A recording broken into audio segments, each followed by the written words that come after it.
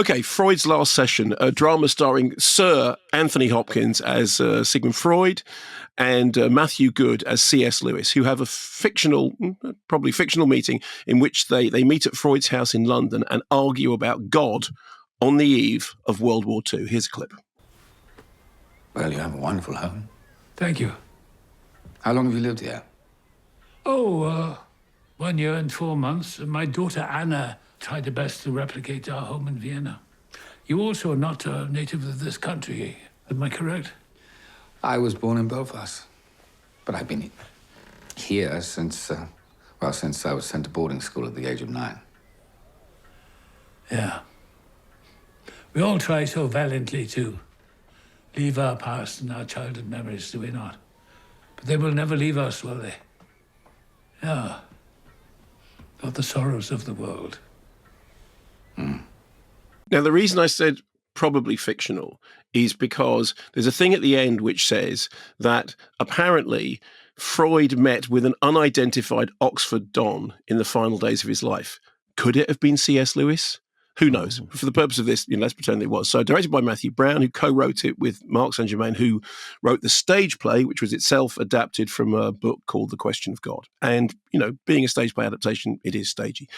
Freud has oral cancer. He's in pain. He's facing the spectre of death, and he is intending to take his own life. C.S. Lewis, who became an atheist as a teenager, reconverted in the early 30s, and the film has flashbacks to events such as C.S. Lewis's wartime trauma, also explores Freud's relationship with his daughter, who is under his thumb, Anna, which is brilliant psychoanalyst in her own right, but is under his thumb, but is also in a relationship with Dorothy, which he doesn't yet know about.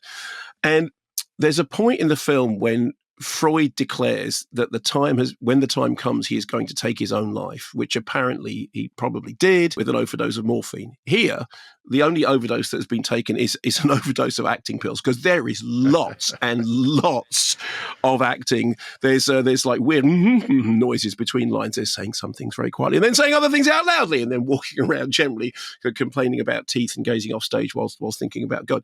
So on the one hand, Sir Anthony Hopkins is having a field day. On the other hand, Good is doing everything, keeping everything dialed down, presumably because there isn't any space to do anything else. The script offers you a kind of Brody's Notes guide to the battles between rationalism and religion, soul and psychoanalysis. It is very, very stagey, despite the fact that you've got these kind of very cinematic flashbacks. Here's the weird thing.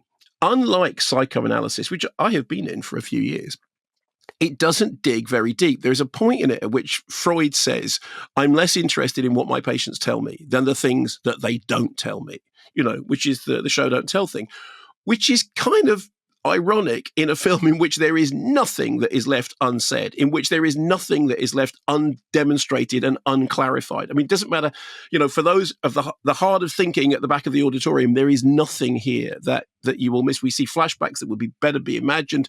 We have discussions that really don't need to be done that literally. Now, it may be that if you have, just a passing interest in the subject of, religion or psychoanalysis or Freud or C.S. Lewis, there may be things in here that, you think, okay, well, I didn't know that, despite the fact the whole thing is fictional anyway. I just thought it was. And now it's time for some acting. And I am going to act over here, and I'm going to act over there, and then I'm going to do...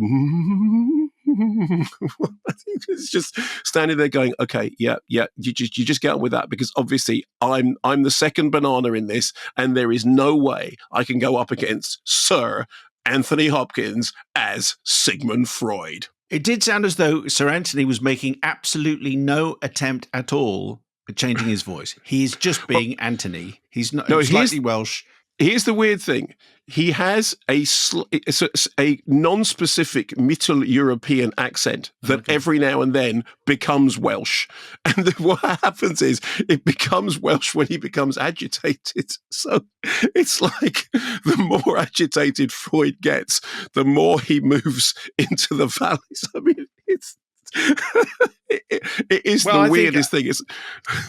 I think it'll turn up on a streamer very soon, and it'll be quite nice to watch with a cup of tea on a Friday. Yeah. That's what I'm thinking. Mrs.